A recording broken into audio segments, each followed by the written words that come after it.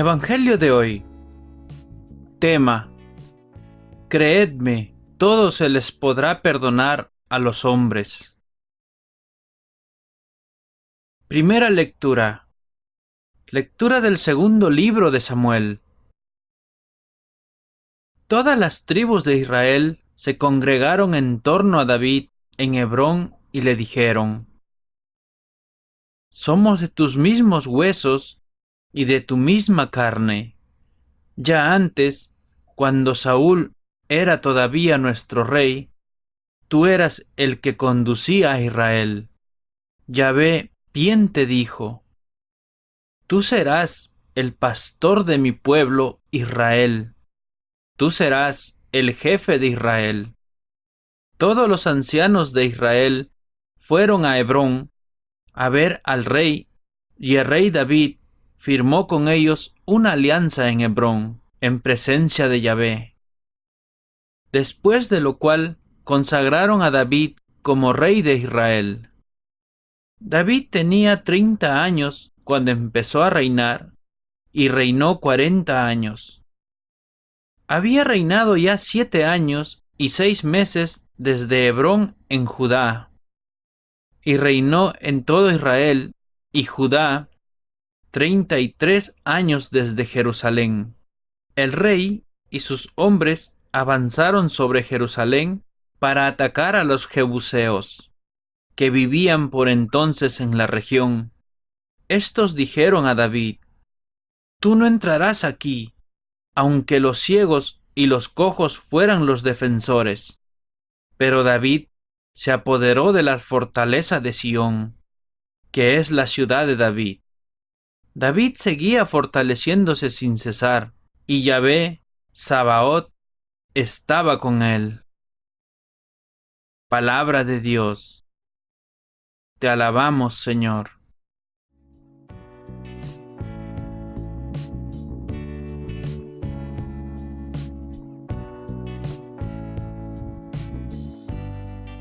El Salmo responsorial.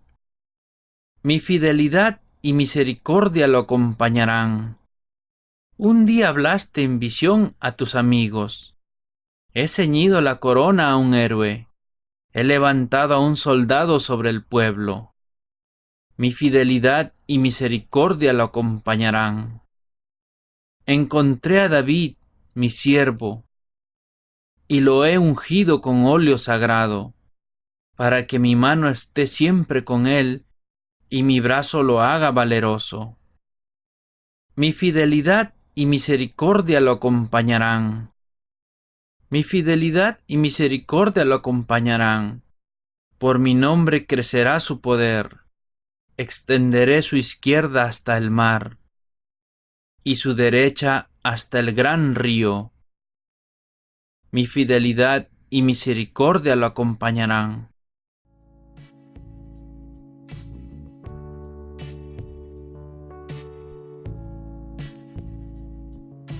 El Evangelio de hoy.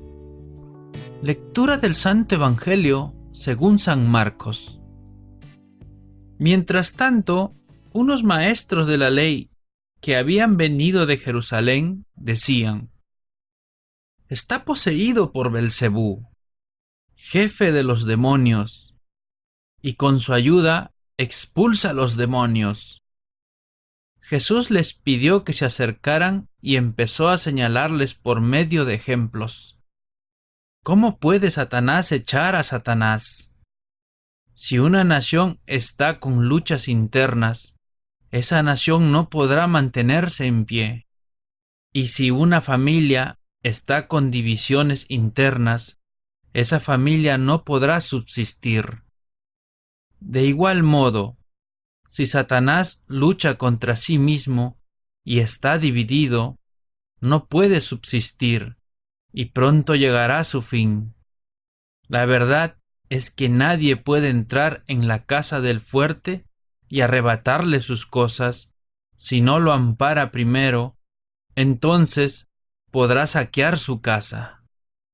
En verdad les digo, se les perdonará todo a los hombres, ya sean pecados o blasfemias contra Dios, por muchos que sean, En cambio, el que calumnia al Espíritu Santo no tendrá jamás perdón, pues se queda con un pecado que nunca lo dejará.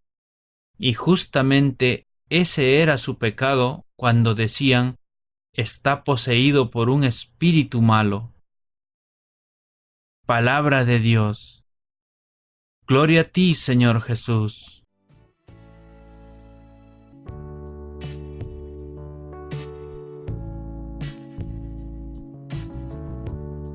Ahora, hermanos, sigamos con la reflexión de hoy. ¿Por qué la blasfemia contra el Espíritu Santo es imperdonable? Porque se trata del rechazo radical a la gracia que Dios ofrece para la conversión. Según Santo Tomás de Aquino, es un pecado irremisible por su misma naturaleza porque excluye los elementos gracias a los cuales se concede la remisión de los pecados. La blasfemia contra el Espíritu Santo es presumir y reivindicar de perseverar en el alma. Es un rechazo al perdón y a la redención que Cristo ofrece. La blasfemia contra el Espíritu Santo es la obstinación contra Dios llevada hasta el final. Es negarse deliberadamente a recibir la misericordia divina. No hay límites a la misericordia de Dios, pero quien se niega deliberadamente a acoger la misericordia de Dios mediante el arrepentimiento, rechaza el perdón de sus pecados y la salvación ofrecida por el Espíritu Santo.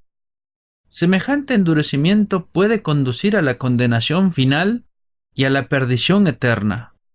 El pecado contra el Espíritu Santo consiste, pues, en la negación de parte de la persona a aceptar la salvación y el perdón dados por Dios. Cuando el corazón de una persona se obstina de tal manera que no acepta que necesita arrepentirse de sus pecados y se resiste a esta gracia, comete el pecado contra el Espíritu Santo, el cual puede llevarlo al infierno. ¿Por qué? No porque la Iglesia y el Señor no puedan perdonarle. Todo lo contrario, sino más bien porque la persona misma voluntariamente ha rechazado este perdón y salvación dada por Dios. Queridos hermanos, la felicidad en la vida se encuentra en Jesucristo y en hacer siempre aquello que Él quiere de cada uno de nosotros. Por lo tanto, hay que ser buenos hombres de una sola pieza para no destruirnos al igual que el reino dividido. Reconciliar a todos los cristianos en la unidad de una sola y única iglesia supera las fuerzas y las capacidades humanas. Por eso, hoy haremos todos una oración por la unidad. Ahora, hermanos, recibamos la bendición de Dios.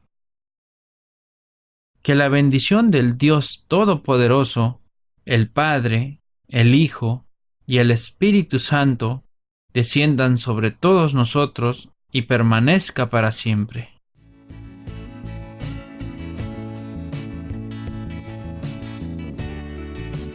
La oración de hoy. Hermanos, pidamos a Dios profunda confianza en Él. Oh Dios bondadoso, que tienes un corazón de padre y de madre, tú que te preocupas por los pobres, por eso, otorga justicia a los oprimidos y da alimento a los hambrientos. En tu Hijo Jesús nos has mostrado cómo hay que dar, no de lo que nos sobra, sino dándonos totalmente a nosotros mismos.